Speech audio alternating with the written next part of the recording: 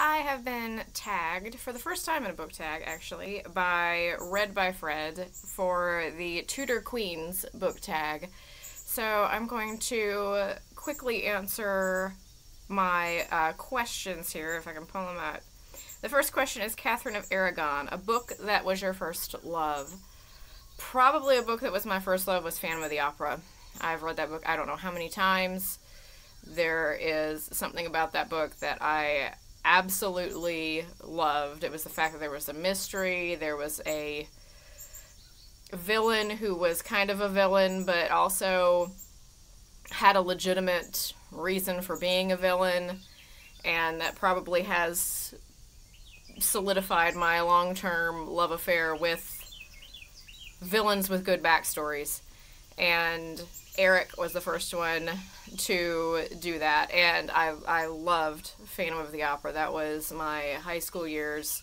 I begged to go to the Broadway musical, and that was a birthday present one year. So I just have loved this book, loved the story for a very, very long time. So I would say my first love is Phantom of the Opera, the book, the original book, which is better than the Broadway play. The second question is the Anne Boleyn question, a book with a manipulative character. Well, you could argue that Phantom of the Opera has a manipulative character because Eric is incredibly manipulative. But my favorite book with a manipulative character is Count of Monte Cristo. I love Alexandre Dumas and have always loved his book. I think he is not rated highly enough as somebody who wrote amazing adventure books, even as long as they were. And I love Count of Monte Cristo, the non-abridged version. I'm talking about the big one that looks like a brick, that version, because you really get to see how manipulative the Count is, because he uses people's flaws against them. I think that's the big thing and why I loved him, because he was an anti-hero. He was not really a villain. He was an anti-hero. And these people did horrible things. They did horrible things to him. They did horrible things to other people. They did horrible things to his friends and family. So his quest for revenge is very, very justified. And he always lays everything out in a way that they have to choose to do something horrible for them to get a horrible outcome. And that is why I say he is incredibly manipulative, because that is all he does. He lays out, here's enough rope to basically hang yourself, is kind of what is his method of operation. And you have to get it in like kind of the unabridged version to see how extensive some of these plans are. The abridged version, they kind of like chop out some and take out some characters and different things, but Dumas really did a great job of making everything in that book kind of important. For as long as that book is, there's not much throwaway stuff. There is not a whole lot that you would just, it might be throwaway if you were condensing a book, but if you're actually wanting every plot thread that's going on, they all kind of tie together. And the whole situation with Dantes is the fact that if these people weren't doing horrible things, they wouldn't have a horrible outcome. He gives them the means, and then they just inevitably follow their character trait and go and do what he is anticipating they're going to do.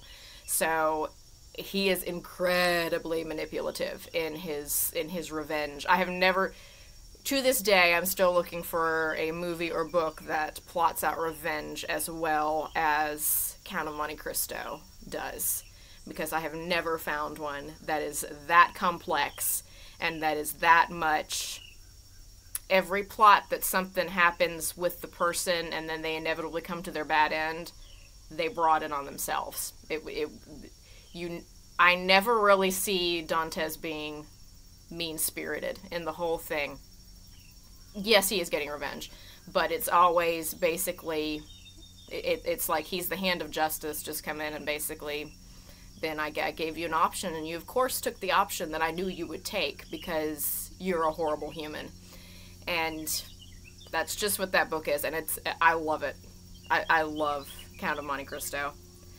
The third question is Jane Seymour, a book that delivered what you wanted. That was probably Dracula. Bram Stoker's Dracula is one of the first books, probably the first book I ever read that was in letter format. And I think it does hold up as a horror, as a just kind of creepy book with a lot of weird elements to it. And as a book that is sort of told in epistolary form. And I really do think it's held up. And it delivered what I wanted. It is a horror book. It is a good book. Another book that was exactly what I'll mention two others that are exactly what I wanted when I'm talking about horror. One of them is The Hunger, which is by I forget what her last name is. I'll put it in the notes for the video. But I hate the paperback cover that they have put on it now, because the hardback cover that they had when it was in the library, it's a covered wagon going through a wheat field, and it's kind of have this like line of blood behind it.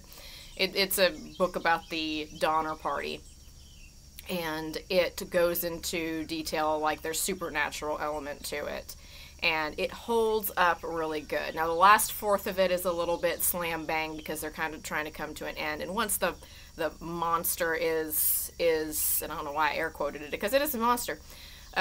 Once the monster is revealed, it gets a little less intense. That's always the case with books when you're building suspense. When the suspense is actually laid out, it gets a little less intense. But for a scary historical fiction that has been sort of pulled together in that way, it is a great book. Another one, The Family Plot by Cherie set in Chattanooga. It's a very good haunted house book, too. It's about a bunch of salvagers, basically, that go into this old house, and they have to stay there, and it ends up being a terrible storm, and all the power goes out, and they're very isolated because it's flooded. And the place just goes bananas because this house is super haunted for different reasons, and it's a very good haunted house book that I don't hear much about, but I think it's a really good haunted house book, and it's called The Family Plot.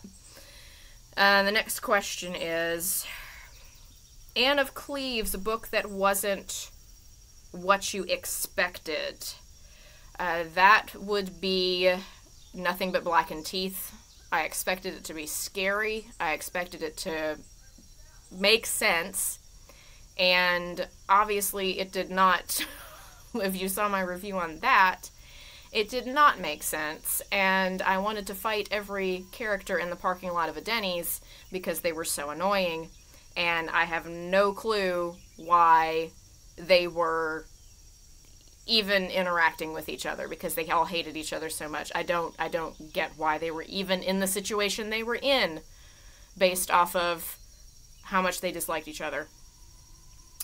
Catherine Howard, a book that irritated you. Well, Nothing But Blackened Teeth, the characters all irritated me, but The Abominable would be the one that irritated me the most recently, because it's pick a genre. Sir, pick a genre. Pick one, because we can't have all of them, and you're just like switching from one to another, and I can't figure out what this book is. So that's irritating to me when I can't figure out what I'm actually reading. Number 6, Catherine Parr, a book published after the death of an author. I'm not really sure about this one. I don't know if I can't off the top of my head think of any that are that I've read that are published that I've really liked that have been published after the death of an author.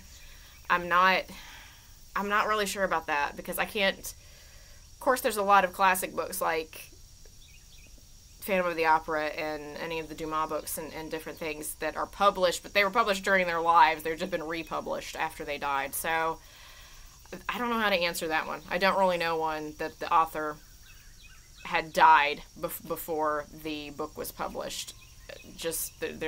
I don't know. There's not much for me to pick from of that. And the bonus is Henry VIII, a chunky book you hated. really know a chunky book I hated. I really don't like David Copperfield, which is weird because I do like Dickens, but I feel like David Copperfield's really pretentious, and it's just kind of to me, it's not Dickens as I like Dickens. I like him when he's being snarky and sarcastic and kind of having in-jokes and stuff with his writing, which he does, and stuff like Martin Chuzzlewit and things like that. But David Copperfield, I'm just not into. I've started it several times and gotten part of the way through, and I'm just like, this is not for me. So maybe that's the chunky book that I'm just not willing to spend my time with. But anywho, that is the Tudor Queens book tag that I have been tagged in, and thank you to Read by Fred for tagging me. And I'm not going to tag anybody because I just have struggled doing that. Struggled tagging people in things. So that is the Tudor Queens tag.